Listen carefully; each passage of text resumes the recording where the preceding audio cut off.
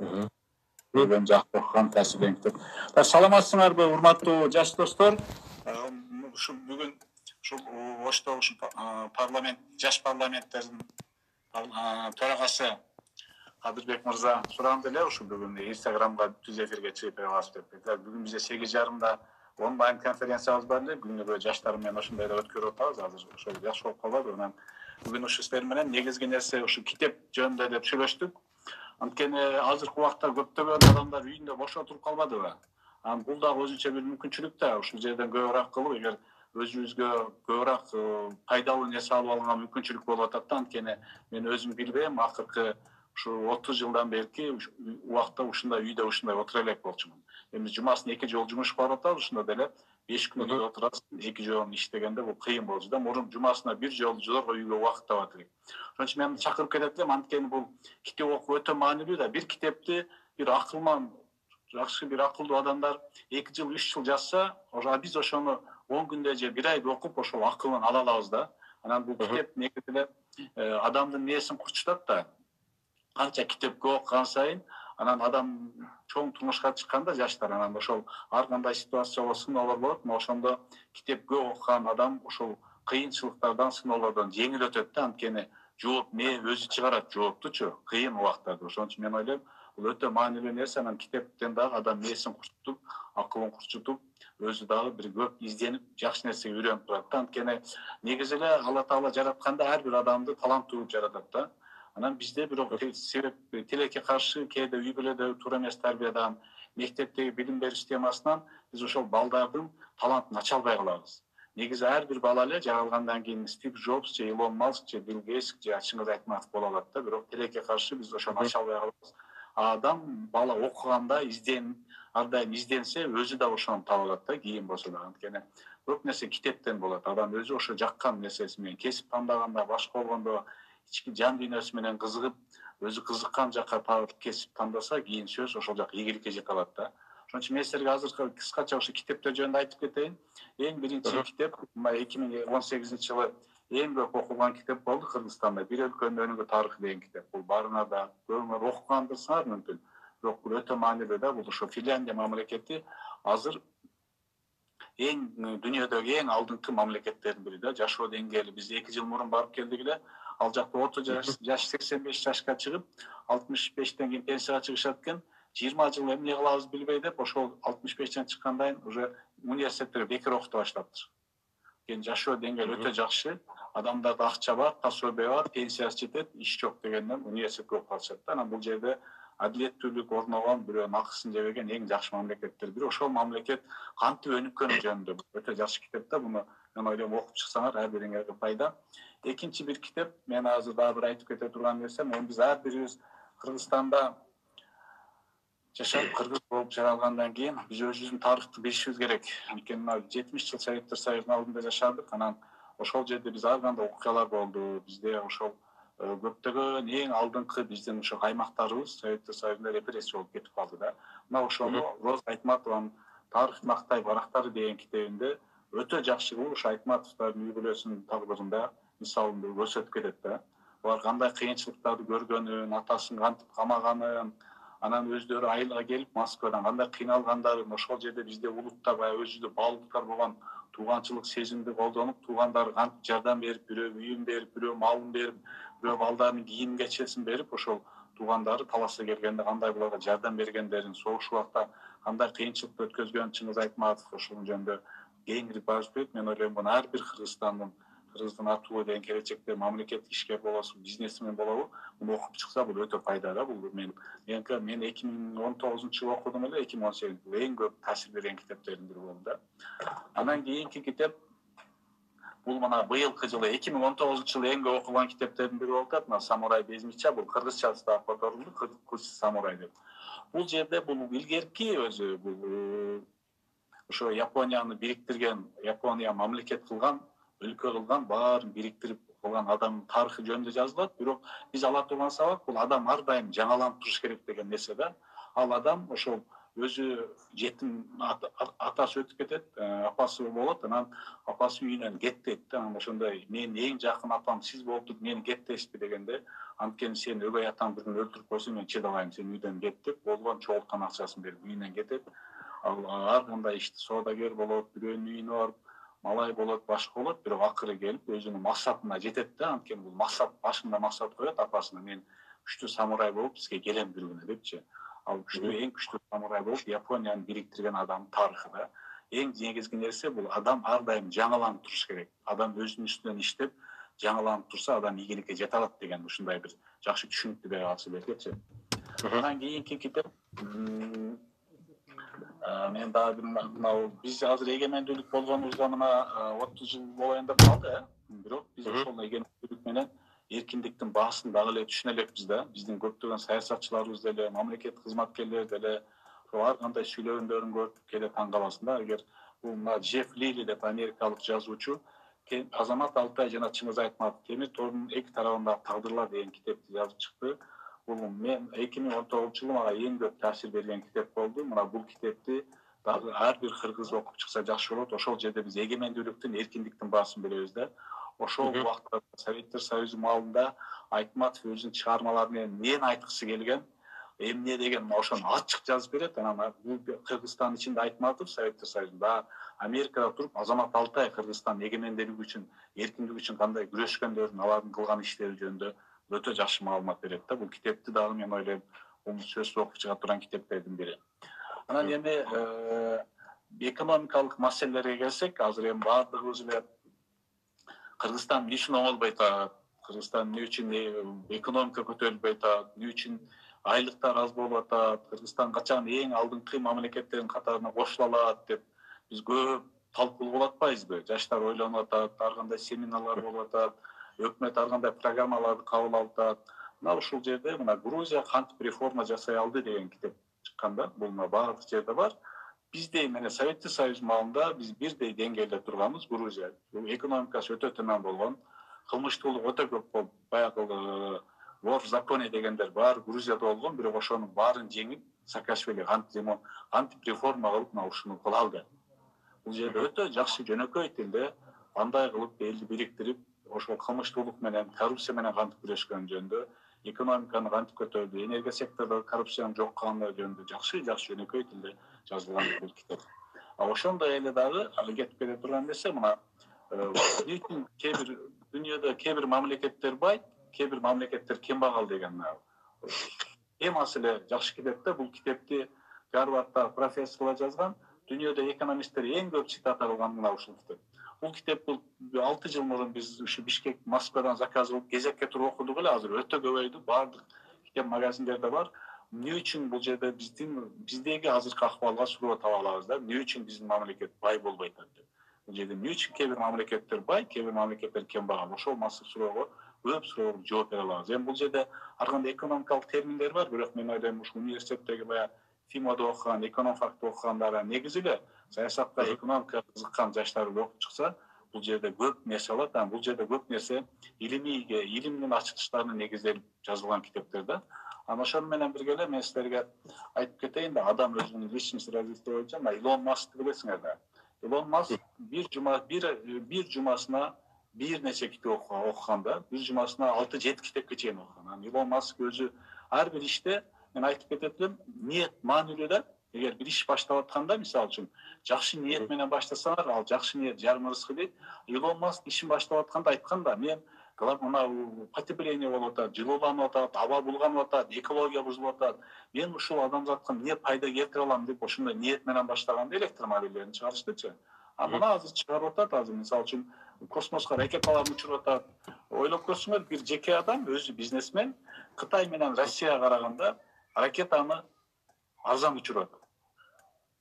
Американын өзүнүн целый бир институт же мамлекеттик ишканасынан дагы өзү акылдуулук кылып утуп чыкты да, азыр ушул учуруп атат баардыгын. Азыр эми максаты ошол космоско, Марска адамдарды учуруп ошол жака алып барам деп атат. Ошон үчүн бул жерде бул өзүнүн кантип иштегени, бир суткасына 20 саат иштеп, 4 саат ошол цехте, ракета жасаган цехте жатып иштегендер жөнүндө, өзүнүн өмүр баяны жөнүндө жакшы журналист Эшли Венс деген журналист жазып чыккан, бул азыр мотивация бергенге, биздин жаштарга өзүбүздөн иштеген анан эрктүү болгонго өтө маанилүү да. Анан андан сырткары дагы агай бир мүнөткө кечиресиз, убактыңызды бөлөйүн. Азыркы китептин аталышын дагы бир жолу кайталай кетсеңиз көрүүчүлөргө. Илон Маскты мына сүйлөтүп эле, бул Tesla, Space и дорога в будущее деп аталат. Мына башында Илон Масктын өзүнүн сүрөтү бар. Бул өтө сонун китеп да, биздин жаштарга бул өтө жакшы бир мотивация бере турган китеп. Бул Илон Маскты көрүп туруп анан ачамча биздин жаштар уялыш керек да, анткени бунун кылган иши, бунун аракетчилиги эрке өтө күчтүү. Анан дагы бир китеп, никогда не ешьте в одиночку дейт. Мына мен бул китепти жаңы окуп атам. Бул жерде эч качан жалгыз тамактанбай, мүмкүн болсунча жакшы адамдар менен көбүрөөк аракет кылып байланышкыла дейт да. Анан негизи адам убактын 3кө бөлүш керек, билесиңер. 3төн 1 бөлүк 33 деп бөлүнөт. 3төн 1 бөлүгүн өзүнүн деңгээлинен төмөн, айылдагы эң мындай жакын жашаган адамдардын жашоосун көрүп, алар аралашып, алар менен сүйлөшүп туруш керек. 3төн 1 бөлүгүн өзүнүн деңгээли менен тең, өзүнүн ошол баягы идеялаштары менен болуп, аларга бир идея айтып, алар менен талашып, тартышып, ошо идеясын далилдеп чыгарыш керек.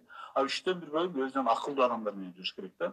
Акылдуу адамдар менен угуп, алардын баскан турганын, алардын сүйлөгөнүн, алардын окуган китептерин сурап, алардын идеясын алып, ошонун үстүнөн ойлонуп туруш керек да. Ошондо мына бул китепте ошого жакшы мотивация бере турган китеп. Эми кыска ушул, мен аркада китептер көп, эгер убакыт болсо мен силерге бир 2 саат китептердин ар бир жөнүндө айтып бере алам, бирок эми башка мүмкүн болсо суроо жооп болот. Негизги бирок мына ушул китептерди силер окусаңар, силердин деңгээлиңер кыйла көтөрүлөт. Анткени азыркы убакта бизде критикалык ой жүгүртүү деген чыкпадыбы? Критикалык ой жүгүртүү өзүнүстөн иштебесе, адам тез алданып калат да.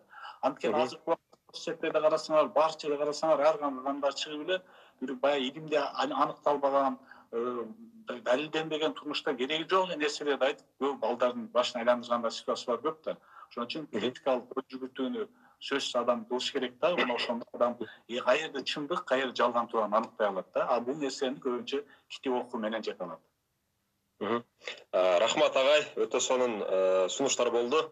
Урматтуу көрүүчүлөр, мен бүгүн конок дагы бир сыйра тааныштыра кетейин. Кыргыз Республикасынын Жогорку Кеңешинин 6-чакырылышынын депутаты Абдулвахап Нурбаев биз менен болууда.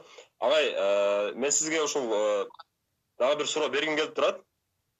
Азыр жаштарга бир катар китептер сунуштап кеттиңиз да агай. Бүгүнкү 21-кылымга чейин тарых беттеринде бир дагы мындай нерсе болуптур да агай. Мындай өзүбүздүн логикабыз менен ойлонуп көрсөкчү. Тарыхта жаштар өздөрү демилге көтөрүп, өздөрү инициатива көтөрүп, өздөрү жүгүрүп, өздөрү баштан аяк көзөмөлдөп китепканаларды, элдик китепканаларды жерлерге ачпаган экен. Мына эми Кудайым буйруп, ошол 21-кылымдын жаштары болгондо дагы Кыргызстанда бизде жакшы бир долбоор башталган, бир адамдан бир китеп деген, бул республикалык деңгээлге чыгып олтурат. Жаштар өздөрү демилге көтөрүп, элдик китепканаларды, демөөрчүлөрдүн, ар кандай атуулдардын жардамы менен элдерге пайдаланууга берип атат да учурдачы. Ушуга сиздин көз карашыңыз кандай эле?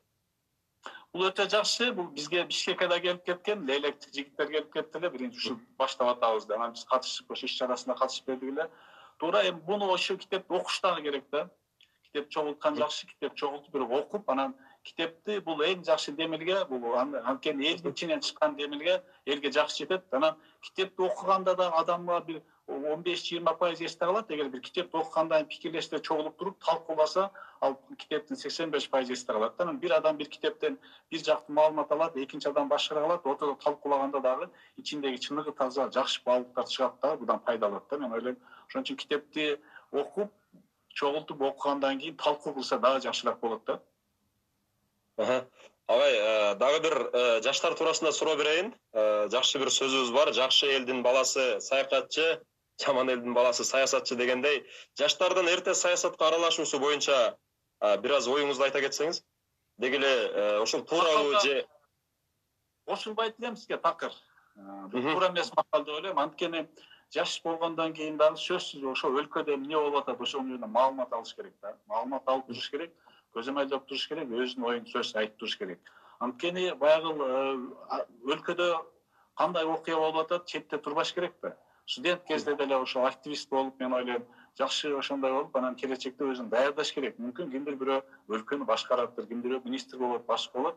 жашынан аралашып, ошол жаштардын арасында бир идеяларды айтып, ошо идеяны далилдеп, ошону талашып, тартышып, жакшы пикирлердин арасынан жакшы пикир чыгарып бул жакшы нерсе. Мен ойлойм, жаштар сөзсүз жашынан баштап ар бир өзүнүн тармагына, кызыккан тармагына аракет кылыш керек да. Агай, азыр айтып калдыңыз да, жаштар жаштайынан аралашыш керек деп. Негизи эле биздин конституцияда, мыйзамда жазылгандай, 21 жаштан 21 жаштагы жаштар өзүнүн талапкерлигин ушул шаардык кеңешке, айылдык кеңешке, ошондой эле парламенттик шайлоого дагы талапкерлигин көрсөтө алат. Ушул боюнча айта кетсеңиз. Ооба, көрсөтө алат, эми болот, но бирок мен өзүм айтып кетет элем, жаш кезде биринчи кезекте ал саясатка кызыкпай, биринчи адам өзүнүн кесибинин үстүнөн иштеш керек. Эң биринчи баягы мен келечекте бир депутат болом, министр болом деп, эң биринчи мен жакшы адам болом, экинчи жакшы кесип ээси болом деш керек. Ал ошондо саясаттын башка эшиктери өзү ачылат. Анткени ошол эле азыр партиялык неме өтпөдү шайлоого, партиялык тизме менен парламент демократия деп. Ар бир партия ошол өзүнүн тармагындагы күчтүү, акылман, таза, интеллектуалдык деңгээли бийик балдар чакырат да. Анткени ошого муктаж болот. Ошон үчүн мен жаштарга биринчи айтып кетерим, эң биринчи жакшы кесиптин ээси болгонго аракет кыла. Ал саясат биринчи кезекте болбош керек. Биринчи ар бириңер кесиптин ээси болгула. Анткени үй бүлөңөрдү, өзүңөрдүн жашооңорду ошо кесип аркылуу багасыңар. Ал депутат же башка ал кесип эмес да. Агай, ушул сөзүңүзгө кошумчалап айта кетейин. Бүгүнкү кырдаалда негизи ушул доордо ушундай стереотип пайда болду. Сенин кийимиңе карап тосуп алып, билимиңе карап узатат демекчичи. Азыр сиздин айткан сөзүңүз дагы ушул сөзгө дал келди окшойт. Ооба, убакыт келип атат. Азыр мисалы үчүн мына көрөсүңөр, бир нече убакыттан кийин азыр эле убакыт калды. Силердин ошол таанышыңарга, же тууганыңарга, же акчаңарга карабайт да. Эгер ошондой алганда деле бир ай иштатып көрүп туруп кой болбойт экен да, билим деңгээлин көрөт. Эң биринчи мен ар дайым айтып келем, азыркы убакта ийгиликтүү адам болуш үчүн 5 тилди билиш керек. Биринчи өзүбүздүн мына Айтматовдун тили болгон кыргыз тилибиз. Экинчи ошол Пушкиндин тили болгон орус тил. Үчүнчү Шекспирдин тили болгон англис тил. Төртүнчү ошол Стив Джобс менен Билл Гейтстин тили болгон компьютердин тили, анан ишкерликтин тили. Ушу 5 тилди билсеңер, келечекте ийгиликтүү адам боло аласыңар да. Мына ушунун үстүнөн иштеш керек. Анткени мына англис тили өтө маанилүү болуп атат. Анткени дүйнө жүзүндө 1 миллиард 200 миллион адам сүйлөп атат. Анан дүйнөдө баардык ачылыштар, жакшы жаңылыктар, баардык нерсе англис тилде чыгып атат да. Бир маселенин бир ушул бир теманын аркасынан изилдейм десеңер, кыргыз тилинде өтө аз, орус тилинде дагы азыраак, баардык материалдар англис тилде болот. Ошон үчүн азыркы убакта мен ойлойм, 5-10 жылдан кийин англис тил билбеген адам бир жакшы иштей албай калат да. Азыркы убакта мисалы үчүн орус тил билген менен англистин айырмасы, англистин билген адам айлыгы 30% көбүрөөк да баардык жерде. Яны 50% шанс көбүрөөк кайсы жерге ишке барганга, ишке киргенге. Ошон үчүн мен ойлойм, 5 тилди айтып кетет элем, сөз үйрөнүп алыш керек деп. Анда убакытта ошол көрүүчүлөрдөн келген суроолорду дагы катарынан окуй берейин, уруксат берсеңиз. Агай, алгач суроо келбептир, бирок сизден бир өтүнүч келиптир, ошону окуп коеюн. Саламатсызбы агай дейт, депутаттарды карапайым эл башкача кабылдайт дейт. Бул чындык. Ошол үчүн дейт, менен бир кызыктуу оюмду сурагым келүүдө дейт. Менин бүгүн жакын адамым Арукенин туулган күнү дейт. Ошону өзгөчө куттуктап бериңизчи, сизден өтүнөм дейт. Бул бир жаш көрүүчүбүздүн сунушу. Аруке деген кызды куттуктайм туулган күнү менен. Анан келечекте эң биринчи жараткан сага ушул кызыбызга берген ырыскысын берекелүү кылсын. Жүрөгүнө ыйман берсин. Эң биринчи ата энесине сүйүү сезим берсин. Анткени ата энеде сүйүү сезим болсо, өлкөгө, элге, журтка болгон сүйүү сезим болот да. Мен ойлойм, келечекте ата энесин сыйлаган, тууган уругуна, айылга, өлкөгө кызмат кылган жакшы инсандардан болуп чыгышына тилектешмин. Рахмат. Дагы бир каалоо тилектер бар экен. Агай, иштериңизге ийгилик, бекем соолук каалайм дейт. Агай, дагы бир көрүүчүдөн кызыктай суроо келиптир. Абдувахап Мамадрасулович дейт. Интеллигенция өкүлдөрү парламентте жок бесе, эмне үчүн? Же бардыгы акча маселесине келип такалып жатабы дейт. Акча маселесине дагы такалат. Анткени бир депутат болуш үчүн көптөгөн агитаторлор кармап, аларга айлык бериш керек, кармаш керек, бирок негизи элден дагы да, азыркы убакта бизде бул экинчи эле чакырык менен ушундай парламенттик системага өттүк. эл дагы көрүп атат. Мына азыркы биздин ошо чакырылыштагы 6-чакырылыштагы депутаттарга сын пикир өтө көп. Биз дагы барганда көптөгөн нерселер айтат. Мен ойлойм, эмки мына быйылкы жылы күздө боло турган шайлоодо элдер карап туруп, ошо мүмкүн болушунча өзүнө жактырган, таза, баягындай жаман ишке аралашпаган депутат шайлап алса, мен ойлойм 7-чакырылышта дагы парламент жакшыраак элге кызмат кылат деген ниеттебиз. Рахмат. Агай Ош шаарындагы дагы бир белгилүү активистка кызы сизден дагы бир сураныч жазыптыр, окуй кетсем. Агай дейт, таасир алдым ар бир айткан сөзүңүздөн, ал үчүн сизге ыраазычылык билдирем. Сиздин өзүңүздөн китеп белек алсам болобу дейт, өзүңүз менен бирге сүрөткө түшкөнчө дейт. Ош шаарынан. Ош шаарында болсоңуз, мен Ош шаарында болгондо жазыңыз мага. Албетте кайсы китепти каалайт экен жазып койсун, биз ошо китепти алганча карайлы. Агай дагы бир бүгүнкү кырдаалга байланыштуу бир суроо келиптир. Ошол эл өкүлү катары айта кетсеңиз дейт, карантин качан жоюлат дейт.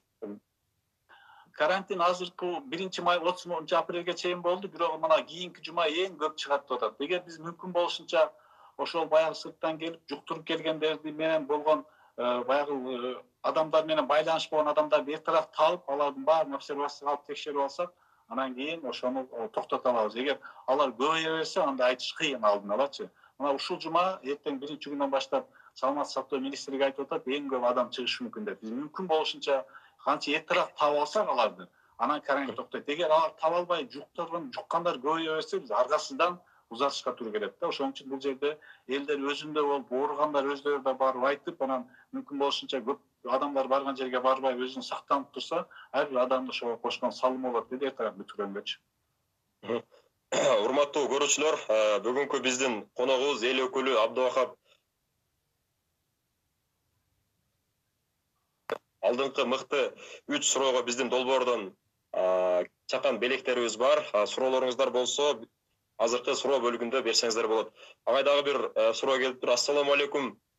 Агай дейт, үйлөнүү жана кесип тандоодо эмнелерге басым жасабыз керек дейт. Үйлөнүүдө биринчи ошол кыздын ыйманына караш керек. Анан апасын көрүп кызын ал дейт го. Эгер ошол үйдө ошол эркекке болгон сый урматты апасы атасына кылып келген сый урматты көргөн кыз сөзсүз күйөөсүн сыйлайт да. Негизги нерсе ошол да, эң биринчи ыйманына караш керек.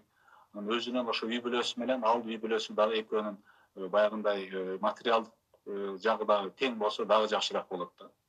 Анан кесип тандоодо бул биринчи ички дүйнө менен көрүш керек да. Адам негизи каякта кызыгат. Кесип тандоо өтө маанилүү, анткени бизде буга көңүл бурбайт да. Биз Финляндияга барып келдик. Финляндияда 7-класстан баштап тандайт. Ошо кесип тандоого мугалим, класс жетекчиси, ата энеси, бала өзү, анан мектептин психологу төртөө катышып туруп балага кесип тандап беришет экен да.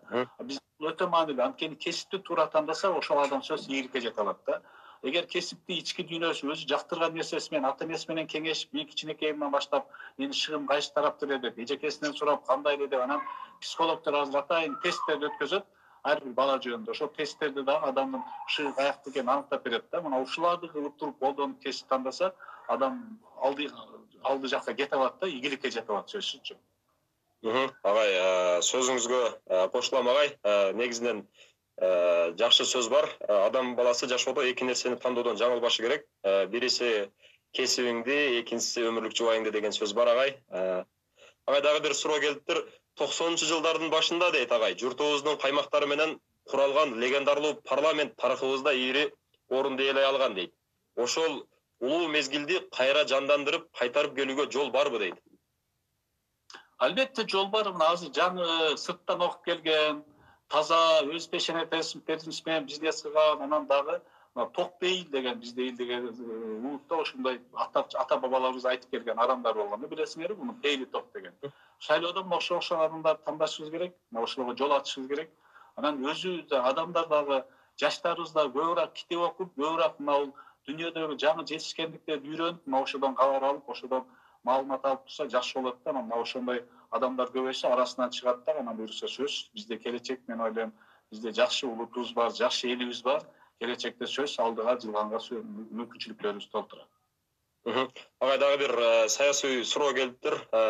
Агай айтыңызчы дейт, президенттик башкарууга кандай карайсыз дейт. Мен президенттик башкарууга таптакыр каршымын. Анткени дүйнөдө өнүккөн мамлекеттердин баардыгы парламенттик ишти башкаруу менен гана өнүккөн да.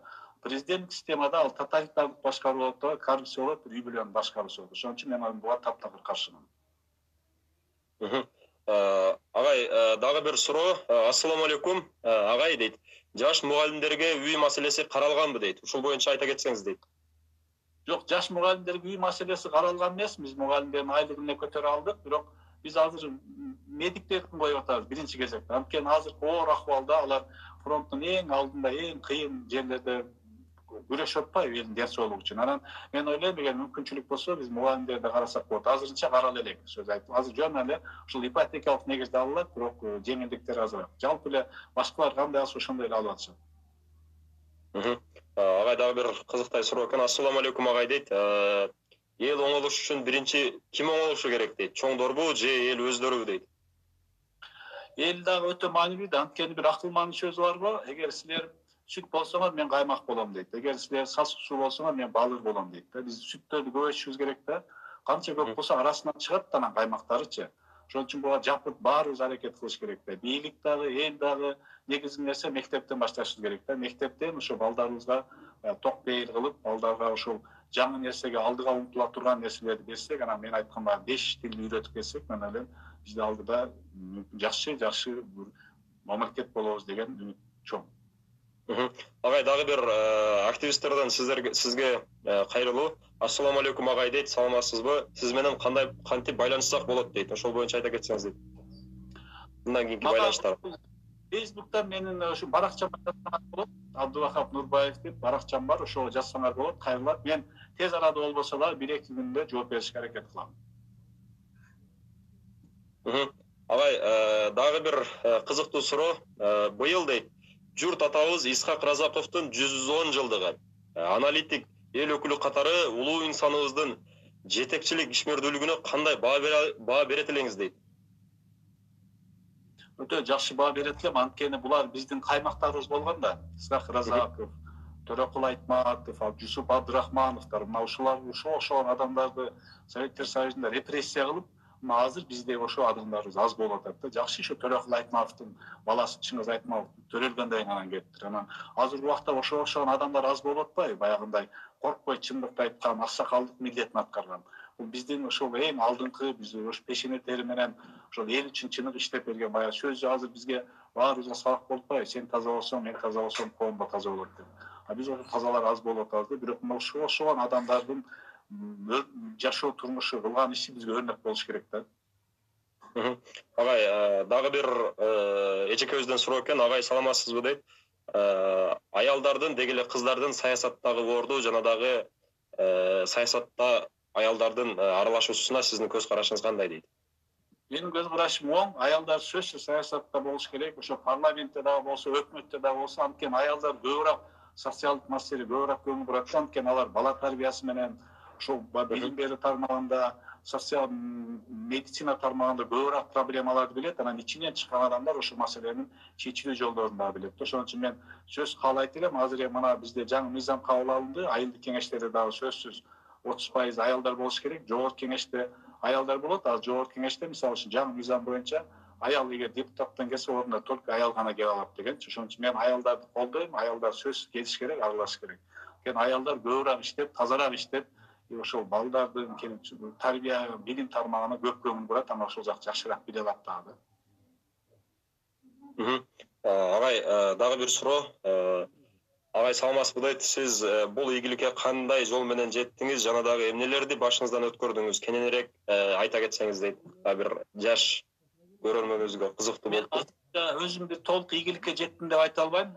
Бирок мен ушул эми депутат болуп иштеп атабыз. Мына 4-5 жыл болуп атат. Бир нече мыйзамдардын үстүнөн иштедик. Анан эми менин биринчи мага ошол ата-энемин туура тарбиясынан деп эсептейм. Анткени мен кесип тандаганда дагы атам менен отуруп, чогуу кесип, сен ушул жакта шыгың бар деп, атам кесип тандап бергенде, анан ошол окудук, окугандан кийин иштеп, анан ошол пешенебизге жазылып, буйрук депутат болуп, биринчи Ош шаардык кеңеште 2 жолу депутат болдук. Анан бул жогорку кеңешке келдик. Азыр ушул жерде иштеп атабыз. Бир нече мыйзамдардын үстүнөн кылып, ушул көбүнчө билим берүү тармагында, ошол экономикалык маселелер боюнча иштеп, бир нече мыйзамдарды чыгардык. Ошол мыйзамдар буюрса иштей баштады. Иштесе дагы жыйынтыктарын көрөбүз го буюрса.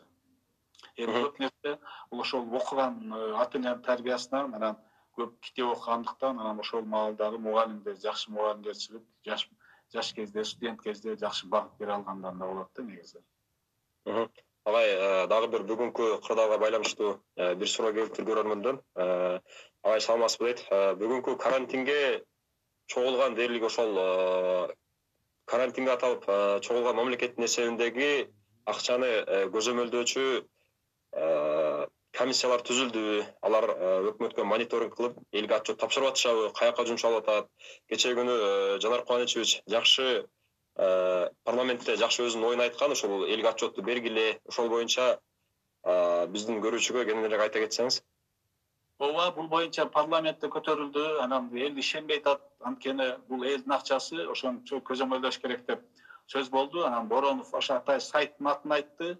Азыр мен толук айта албайм кайсы сайт деген, бирок саламаттык сактоо министрлигинде дагы көзөмөлдө болот деп айтты. Азыр туура буну сөзсүз көзөмөлдөп турушубуз керек. Анткени акыркы убакта биз мына 3 миллиард 700 миллион доллар карыз алыппыз. Ушул акча толук эффективдүү иштей албай калды деген эксперттердин толук ойлору бар да. Анан биз азыр дагы карыз алып атабыз. 120 миллион доллар карыз алдык. Азыр ушул акыбалда 400 миллион долларга карыз алып экен. Бул деле карыз кийин биздин жаштар төлөй турган нерсе да. Ошон үчүн биз буну маселени дагы көтөрөбүз парламентте. Ошонун ар бир тыйынына чейин каяка иштелип атат, элдин көзөмөлүндө болуп тура тургандай кылыпчы. Агай, дагы бир суроо дейт. Саламатсызбы агай дейт. Жылдар өткөн сайын кээ бирки кесип, адистиктер жоюлуп кетет деп ойлойсузбу? Же бүгүнкү күндөгү бул боло турган нерсе, анткени толтура кесиптердин ордуна роботтор пайда болот дагы. Ошондо эмне адамдар кандай сапат менен иштүү боло алат, бул адамдардын ортосунда мамиле кыла алгандыгы менен анан чыгармачылык иштеген нерсе болсо, мына ушул эки нерсе менен адамдар өзүнө кесипти алып кете алат да. Башка жактарда толтура роботтор пайда болот да. Бул уже алып чыгып атпайбы? Ошон үчүн буга даяр болуш керек. Агай, дагы бир суроо. Таза аба мыйзам долбоору боюнча айтып бериңизчи дейт. Эмне пайдасы бар жана да кандай оюңуз барбы дейт. Таза аба деп мына бизде Бишкек шаарында аба өтө кир болуп, Ош шаарында дагы баштады эле. Биз былтыркы жылы күзүндө ошол депутат Жанар Кубанычевич, Строкова, Мирлан Бакиров болуп мыйзам долбоорун жазып чыкканбыз, 2 мыйзам долбоорун. Биринчиси Кыргызстанда сапатсыз күйүүчү майларды колдонбоо боюнча, анткени К2, К3 деген сапаты начар бензинди биз Кыргызстан гана колдонобуз дагы. Ошол эле Орусия Федерациясы, Белоруссия, Казакстан, Арменияга тыюу салганда, биз да ушул тыюу салыш боюнча мыйзам жазып чыкканбыз. Экинчиси электромобилдерди Кыргызстанга алып киргенде же Кыргызстанда кимди бирөө чыгарам десе, алар салыктан бошотуш боюнча. Инвесторлор тартып Кыргызстандын ичинде электромобиль өтүш боюнча. Анткени ушул эки нерсе менен биз абаны кыйла оңой алабыз деген ниет болгон. Агай, дагы бир суроо бергим келип турат сизге. Ошол 30-жылдан 40-жылдарга чейинки же болбосо 45-жылдарга чейинки аралыкта ошол Кыргызстанда чыгармачылыкка, дээрлик искусствого мындай талап күчөп, элдин жан дүйнөсү суусап турган кез болгон да. Бүгүнкү күндө элдин талабы эмнеге суусап турат деп ойлойсуз агай? Бүгүнкү күндө элдин талабы жаңы бир реформаларга, жаңы бир жашоого, жаңы бир багыттарга суусап турат да. Ошо качан бизде жакшы өкмөт келип, жакшы бир парламент келип, реформалар жүргүзүп, ошо Грузия, Арменияга окшоп качан биз жашайбыз деген нерсе болуп атат да. Качан бизде коррупция азаят деп атат. Качан бизде ошо айлыктар көбөйүп, ушул пенсиялар көбөйүп, ошо бир пенсияга бир адам өзү жашай ала турган нерсеге жете алабыз деген нерсе ойлонуп атат да. Ушул бүгүнкү нерселер менен ойлойм. Ушул өтө маанилүү болуп атат. Агай, саламатсызбы дейт. Иштериңизге ийгилик. Учурда жаштар кесип тандоодон аксашат дейт. Ал эми сиз кыргыз эли үчүн пайдасы тие турган алдыңкы кесиптерди сунуштай аласызбы дейт. Ооба, эми ар бир адам дагы бир жолу айтып кетейин, өзү жан дүйнөсү менен кийин кеңешип, анан кесип тандаган жакшы да. Өзү жактырган кесип тандаса, адам сөзсүз ийгиликке жете алат. Азыркы убакта мына эң жакшы нерсе бул айтишниктер, программисттер. Кыргызстанда мына Азиз Абакиров деген биздин бир жакшы жигитибиз IT академия ачып, азыр 1000 адамга жеткирди. Быйылкы жылы 1 миллиард сом, алар ар бири Кыргызстанга 1 миллиард сом жалпы акча алып келишти. Бирөөнүн айлыгы 1000 сом, 1000 доллардан иштеп атышат. Бул өтө маанилүү, анткени буга завод, фабрика куруштун кереги жок. Үйдө отуруп, эгер тил билсең, англис тил билсең, орус тил билсең, компьютер билсең, ошо менен отуруп иштеп атасың, акыл менен. Ушуга кетип атат да. Ошон үчүн мен дагы көп чыгарып берет элем. Ушуга эгер кызыга алсаңар, ушуга иштесеңер, анткени биз былтыркы жылы Беларусьга барып көрүп келдик. Беларусьта 50 000 программист бар экен. Bir жылда 200 milyon dolar салык төлөптүр. Биздеги кумтөрдөн 2 эсе көп салык төлөптүр. Ошол отур эле программисттер бардыгычы. Бунда өтө жакшы болуп кетти. Бул эле бир лекеси анан андан сырткары бизде токен тармагында, эле энергетика тармагында, курулуш тармагында, ошол эле мугалим болсо, врач болсо, анткени ал жеке менчик мектептер көбөйүп атат. 400 мектеп бар. Алардын деле айлыктары $1000. Врачтар күчтүү врачтар болуп атат. Ошон үчүн эң биринчи ошол өзүнүн ичиндеги кызыгуусу менен, ички дүйнөсү менен кеңешип кесип тандаса, мен ойлойм ошол адам ийгиликке жете алат да, кандай кесип болсо дагы. Агай дагы бир суроо келиптир. Коменданттык саат киргизилген аймактарда боло турчу дейт жергиликтүү кеңештин депутаттыгына болгон шайлоону 2021 жылга жылдырууга кандай карайсыздар дейт. Азыркы учурда элге шайлоо эмес, элдин саламаттыгы керек дейт дагы бир. Ооба, эми бирок коменданттык саат азыр эми жергиликтүү кеңештер 12 апрелден жылды. Мен ойлойм мыйзам боюнча ошол өзгөчө кырдаал киргенде гана жылат экен да. Мен ойлойм өзгөчө кырдаал бүткөндөн кийин алар кайра эле коет менимче. Bir айдын ичинде болсо керек деп ойлойм. Мыйзам негизинде ошондой. Дагы бир саясий суроо келиптир. Өлкөбүздөгү депутаттардын санын азайтууга кандай көз карашта элеңиз дейт. Айтайын дегеним, Улуу Британияда парламентте 40 гана депутат бар. Ушуга сиздин оюңуз кандай дейт? Улуу Британияда 40тан көбүрөөк. Муну дагы бир тактап койсоңуз болот, интернетке кирип. Анан негизи эле мен мына көптөгөн мамлекет, мына 5 жылдын ичинде башка мамлекеттердин парламенттери менен таанышып келдим. Ал бизде өлкөсү, бизде калкы бар элдердин парламентинде ошо 100-120нын ортосунда экен да. Мен ушул эле алам, анткени эгер аз болсо жалаң байлар өтөт дагы, жаш таза балдар өтпөй калат да. Ошон үчүн көбүрөөк болсо арасынан дагы өтүп жаңаланып турган мүмкүнчүлүк болот. Урматтуу көрүүчүлөр, сиздерден келген суроолорду толук окуганга аракет жасап жатабыз. Суроо бергениңиздер үчүн чоң рахмат. Азыр убактылуу суроо бөлүгүн токтото турсак, кийинчерээк дагы бир жолу токтолобуз. Агай, азыр ушул мотивациялык бөлүккө дагы убакыт берсек, 10 мүнөт алык жаштарга бүгүнкү күндөгү жаштардын абалы, деги эле темада көрсөтүлүп тургандай китепкөй жаштар, билимдүү, чечкиндүү жаштар өлкөнүн эртеңи, ушул боюнча 10 мүнөт алык жаштарга өзүңүздүн кеп кеңешиңизди, мындайча айтканда, мотивациялык бөлүгүбүздү баштасак агай. Жакшы, мен азыркы жаштарга бая айтып кеттим да, 5 тилди сөз билүү керек. Бул өтө маанилүү. Келечекте ар бир адам ийгиликтүү адам болбосу керек. Эгер 5 тилди биле алсаңар, бул биринчи кадам болот. Экинчиден, азыркы убакта бирөөнүн пикирин сыйлап, өзүнүн пикирин так айта алыш керек. Бул өтө маанилүү. Анткени азыркы убакта мындай болуп атпайбы? Эгер пикириме бирөө макул болбосо, мен ошону душман кылып алам деп өтө туура эмес да. Ар бир адам өзүнүн пикирин айтышка акылуу, ошонун пикирин биз сыйлашыбыз керек. Анан эркиндик деп атабыз. Эркиндик дегенде мен эркиндигим өзүмө жараша, бирок бирөөнүн эркиндигинин чегине жеткенде мен эркиндигим токтош керек да. Биз мына ушуну үйрөнүш керек. Анткени азыр көп радикалдашып кетип атат коомдочу. Биз толеранттуу болгонго аракет кылышыбыз керек. Анан бирдемени сүйлөгөндө, бирдемени окуганда, бир маалымат алганда ошол илимий негизге, илимин ачылышына таянганбы же жөнүн айтып атабы? Буга да өтө маанилүү да. Эгер мындай болбосо, анда биз жалган нерсеге ишенип кете беребиз дагы, өзүбүз туура эмес жакка кетип калышы мүмкүн. Критикалык ой жүгүртүү деген кетип атат. Дүйнө жүзүндө өлкө мамлекеттер баары балдарын, жаштарды ошого үйрөтүп атат. Бул өтө маанилүү, анткени критикалык ой жүгүртүү адамда болсо, адам ар бир маалыматты аныктай алат да, жалган маалымат кандай экенин, туура маалымат кандай экенин. Ошон үчүн мен буну айтып кетет элем, бул силердин өзүңөрдүн колуңарда эң чоң күчтүү куралыңар болот, эгер критикалык ой жүгүртүүңөрдү чоңойтуп алсаңар. Мен бул жерде бир китебим бар эле, азыр таба аламын экен, ошо критикалык ой жүгүртүү жөнүндө. Экинчи бир болсоктун азыр жокко бир кичинекей китеп бар. Эмил Умиталиев деген биздин агайыбыздын кызы жазган, мына ошо китепти окуп чыксаңар болот. Мен анан Кадырбекке ошо китептердин сүрөтүн да татып жөнөтүп берейин. Силер каалагандарга ушул айтып берсеңиз болот да.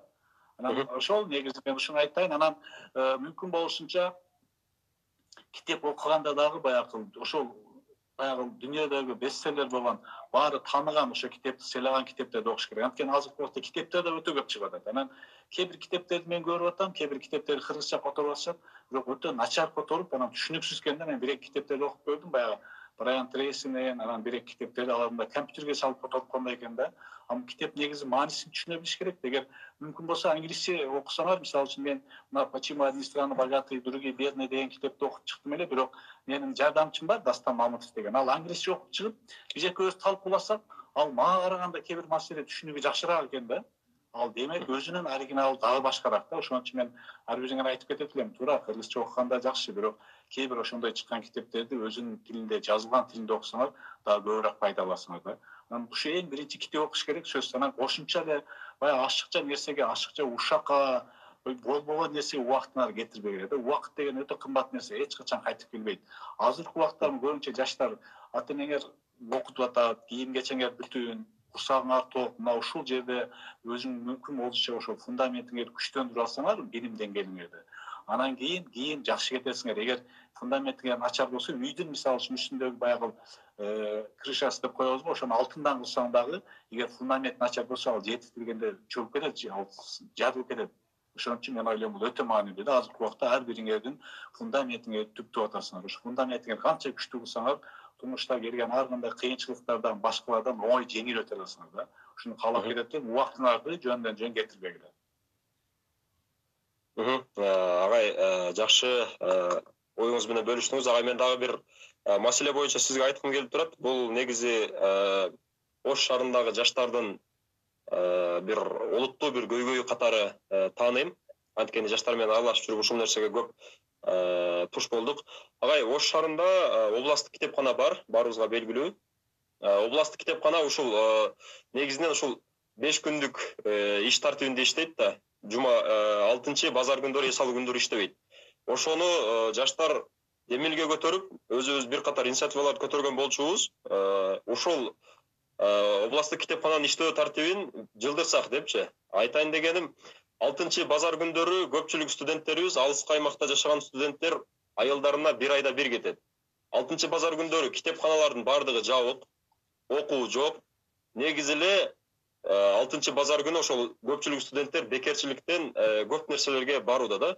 Ошону жаштардын сунушу 6-чы базар күнү китепкана иштесин, дүйшөмбү, шейшемби күндөрү эс алууга чыгышсын деп бир катар демилгелерди көтөрүп чыккан болчубуз. Агай, ушул боюнча сиздин оюңуз кандай? Эгер мүмкүнчүлүк болуп Ош жака келип калсаңыз, ушул маселенин тегерегинде дагы мындай иш козгоп, жаштардын ушул талабын үстүдөгүлөргө жеткирип берсеңиз жакшы болмок, агай. Мен толук кошулам. Бул боюнча Маданият министрлигине кайрылайын. Өтө жакшы сунуш. Өтө жакшы сунуш. Буну ишке ашырса сонун болот. Мен толук кошулам, себеби колдойм. Агай, мен дагы бир сизге суроо айта кетейин. Бүгүнкү Ош шаарында негизи мыкты жаш активисттер, мыкты агай эжекелер чыгууда. Негизинен Ош шаарындагы ошол билим уясы болгон жождор боюнча сиздин пикириңиз. Бизге Ош шаарына дагы жогорку окуу жайлар салынуусу керекпи? Же бизге окуу жай ошол азыркы иштеп жаткан окуу жайларга жаңыдан кесиптерди, факультеттерди кошуп киргизишибиз керекпи? Ушул боюнча дагы айта кетсеңиз, агай. Жакшы, рахмат. Мен Ошко барганда эң көп ошол университеттер менен жолугам. Мен өзү Ош технологиялык университетинде байкоочу кеңешинин, камкорчулар кеңешинин төрагасымын. Ош гуманитарлык институт менен Ош мамлекеттик университетинде камкорчулар кеңешинин мүчөсүмүн. Алар менен ичинен байланышып турам. Анан азыр Ош мамлекеттик университет Кыргызстандагы эң алдыңкы университеттердин бири. Баардык баягы жаңы ачылыштар, жаңы технологияларды колдонуш боюнча мына азыр жаңы жаш ректор барып дагы иштеп атат. Анан мен ар дайым айтып келем буларга, мүмкүн болушунча англис тилде окута турган факультеттерди ачкыла деп. Бул өтө маанилүү да.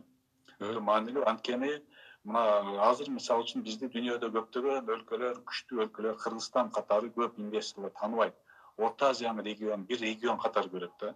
Анан буюрса мына азыр эме мына азыр кризис болуп атат, бирок кризис бүткөндө чоң инвестор ушул Орто Азияга келгенде алар сөзсүз конкурс менен жумушка алат. Алар жумушка алганда улутун башкасын карабайт. Англис тилин, билим деңгээли ким күчтүү болсо ошону ишке алат да. Мына ошол аркылуу эгер биз азыртан ошол университеттерде англис тил билген, энергетика тармагында, ошол байланыш тармагында, медицина тармагында, башка жактарда мугалимдерди даярдап ошол кесипкөй адамдарды даярдап алсак, алар орта азия боюнча иштей алат дагы, ошол жакта башка чоң фирмалар башкара алат да.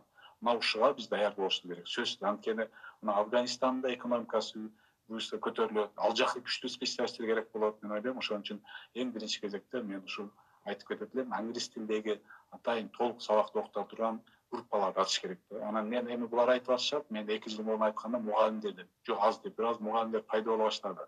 Мына Ош мамлекеттик университетинде англис тилинде окутуп атат, мисалы үчүн, толтура сырттан келип медфакты окуп атышат. Алардын айлыгы дагы көбүрөөк. Ошолор көбөйүш керек да, башка ошол кесиптик, техникалык кесиптерде да англис тил группаларды ачыш керек. Агай, дагы бир суроо. Бүгүнкү аламдаштуу доорунда маалыматтын же болбосо ушул маалымат технологиясы өтө өнүгүп кетти да. Айтайын дегеним ушул бүгүнкү күнгө чейинки көз жүгүртүүнү айта кетчү болсом, агай, 15-кылымга чейинки аралыкта адамдардын койлору көп болсо, ошол адам өлкөнүн эң бай адамы болгон. 15-кылымдан 19-кылымга чейинки аралыкта кайсыл адамдын уруусу, жана дагы уруусунун алдындагы мал жандыктары, ага баш ийген кызматкерлери көп болсо, ошол дүйнөдөгү эң бай адам болгон. Бүгүнкү күндө, агай, 21-кылымда маалыматты көп адам, маалыматка бай адам дүйнөнүн эң бай адамы катары саналууда, агай. Айтайын дегеним, бүгүнкү күндөгү жарандык журналисттер менен бүгүнкү күндөгү чыныгы кесипкөй журналисттер боюнча көз карашыңыз кандай? Азыркы сиз айтып аткан ушактар, фейк маалыматтар, булар чыныгы журналисттердин ишмердүүлүгүнө көп сыйпашууда да. Алар бүт ошол жарандык журналисттердин бүгүнкү күндүн тили менен айтканда блогерлердин кылып жаткан иши да. Ушул боюнча сиздин оюңуз кандай, агай? Мен толук кошулам. Бул журналисттер азыр мен бир китеп көрсөтүп коеюн сизерге, алайын. Мына Улан Эгизбаев дегенди баарыңар билет элеңер да, журналист. Мен өкүл балам болчу, мына китеби чыкты. Чындык деп жанган өмүр деп.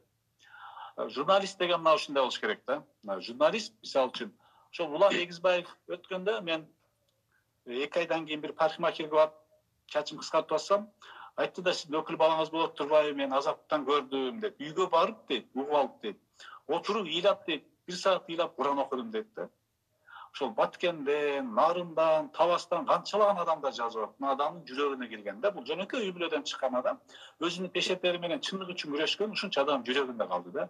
Мен ошондо ушу Улан Эгизбаев өткөндө анча-мынча чоң, эң чоң Кыргызстанда жетекчилер өсө, мени ушундай кайгырбайт болчу да. Ал эч ким өтпөй эле койсун. Ошон үчүн бул өтө маанилүү, чындыкка таяныш керек да. Баягы немен жалгандын өмүрү кыска болот дейт. Азыр мына акча алып алып, бирөөдөн заказ алып алып, көрүнгөн нерсени жазып атышпайбы? Бирөөнү каралап жок жерден. Бул нерсенин өмүрү кыска болот, бирок алардын өзүнүн дагы келечеги өтө оор болот да. Анткени эртеси эле жакын бир нече жылдан кийин сенин атаң, жапаң ушундай адам болгон деп балдарың уят болот да. Эгер чындык үчүн жазган адамдар, чындык үчүн күрөшкөн адамдар эч качан булар унутпайт, элдин жүрөгүндө калат да. Мен ошон үчүн ойлоп айтып кетет элем. Анан журналисттерге дагы ушуну сунуш кылат элем. Эгер жаш журналисттер чыгып атат, чындык деп жанган өмүр деп ушу ичиндеги баардык чыгармалар кирди Улан Эгизбаевдинчи. Ошон үчүн мен ойлойм, чындыктын өмүрү узун болот, бир күн болсо бир күн баары ачыкка чыгат да. Ошон үчүн азыркы убакта дагы мына көп бизде чындык жазгандарды фейктер дейт, башкалар дейт, бирөөлөрдүн акчасын алып жамандап атат, бирок бул убактылуу нерсе, бул коомго өтө жаман нерсе. Кээ бир жаштарга азыркы убакта мурун бизде дежур чалдар десе, азыр дежур жаштар пайда болуп калбадыбы? Кимдин бийлиги, байлыгы болсо ошону эле отуруп мактап аткан. Бирок алар келечекте өздөрү ошого уят болуп калат да. Ошон үчүн жаманбы, жакшыбы болгон чындыкты жазса жакшы болмок. Агай, соңку суроолорду окуйун. Саламатсызбы агай дейт, гуманитардык илимдерге караганда дейт, маалыматтык технологияларга талап чоң. Демек, айрым гуманитардык кесиптер жоюлуп кетет деп ойлойсузбу дейт. Кайра мен ойлойм, көбөйүп атат го, мисалы үчүн мугалимдерге талап баары бир бар. Мына биз үйдө карантинде отуруп мугалимдин азыр немесин сездик, паркын сездик. Анан азыр гуманитар чыккан балдар психологу деген кесип өтө талап болуп атат да. Мисалы үчүн чет өлкөдө, Америкада, Европада өтө бул кесиптер өтө мындай бааланат. Бизде эми пайда болду, балдардын психологиясы боюнчачы.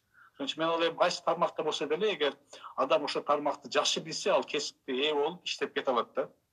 Агай, убакыт деген учкан куш экен, билинбестен ушул биздин эфирибиз да соңуна келип баштаптыр. Агай, мен азыр суроолорду токтотуп, ушул акыркы 2-3 саламдарды, куттуктоолорду расылтарды окуй кетейин агай. Ош шаардык кеңешинин депутаты Эрнест Кулназаровдон сизге салам. Ассаламу алейкум, Абдывахап байке, иштериңизге ийгилик, аман болуңуз дейт. Сизге Оштон салам. Рахмат.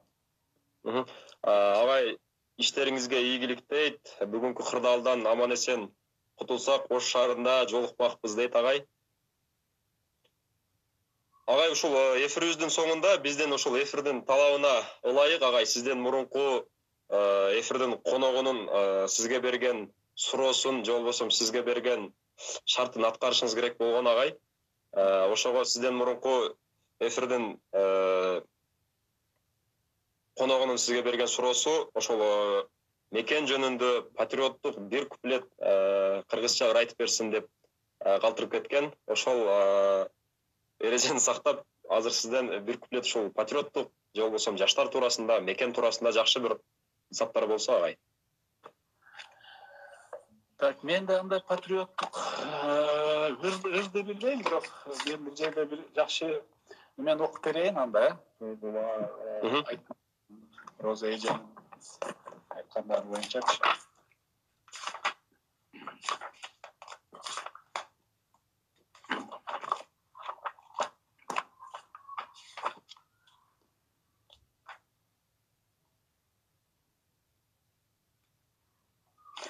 Бул мына кыска бул тарых нактай барактары жөнүндө жазылгандан кичине бир кара сөз түрүндө айтып берейин. Жаштарыбыз өз каада салтын, кыргыз элинин терең даанышмандыгын, мукура баалуулуктарын унутуп бараткан азыркы заманда бул китептин ролу өзгөчө. Китепти окуп өткөн замандын кыйынчылыгын бул үй бүлө менен бирге жашап, канчалаган адилетсиздикке кабылып, бирок адамгерчиликтен тайбай, улуу жазуучубуз зат какшап айтып өткөн адам үчүн эң кыйын күн сайын адам болуу деген сөзүнөн алып, бүгүнкү күндө аба менен суудай баарыбызга зарыл болуп турган руханий тазаланууга түртөт дейт. Мен ушул китептен 3 белекке берейин, анда сиз айткан 3 суроону айтсаңыз, Агай, мен жанагы суроолор боюнча айта кетсем, биринчи сурообуз ушул Ош шаарындагы ушул активистка кыздын суранычы болчу, ушул Айтматов жөнүндө жазылган китепте ушул Тарых нактай барактары деген китепти айтты окшойт. Мен китептен 3-тү сизге берейин, өзүңүз ошол карап туруп суроо бергендерге берип коесуңуз, Мен азыр 3-4 адамды аныктадым, бирок 4-тү адамга белегибиз ушул биздин долбоордун атынан болсун анда агай. Анда 4 болсо 4төн берейин эгер 4 десеңиз. Макул агай, жакшы болмок. Мен мыкты суроолорду жазып алдым. Китептин кыргызчасынан дагы мен бирөөнү берейин, эң күчтүүсүнө ушуну кошуп берип коесуңуз. 4 китепти Тарых нактай барактары, бирөө самурайдан, кыргызчасынан. Урматтуу көрүүчүлөр, убакыт деген учкан куш экен. Эфирибиз эстүү, убактыбыз эссиз болуп калганы бардыгыбызга маалым. Бүгүнкү биздин эфирибиздин коногу жаштарга бир катар өзүнүн жакшы бир ойлорун айтып жүргөн эл өкүлү, Кыргыз Республикасынын Жогорку кеңешинин 6-чакырылышынын депутаты Абдывахап Нурбаев агайыбыз болду. Агай, анда иштериңизге ийгилик, буюрса жаштар сизден үлгү алып, сиздин кеп кеңештериңизге таянып, бүгүнкү чечим чыгарууда өздөрүнүн кесибин тандоодо, өмүрлүк жубайын тандоодо ушул сиз айткан, көрсөткөн жолдордо, же болбосо сиз айткан кеп кеңешиңизге таянабыз деп айта алам. Агай, иштериңизге ийгилик, биздин эфир менен же болбосо биз менен тыгыз байланышта болуңуз агай. Анткени жаштар сиздер менен ар дайым кызматташабыз. Сиздер бар, биз бар агай. Рахмат, сиздерге да ийгилик болсун, тынч болуңуздар. Макул агай. Ассаламу алейкум. Алейкум ассалам.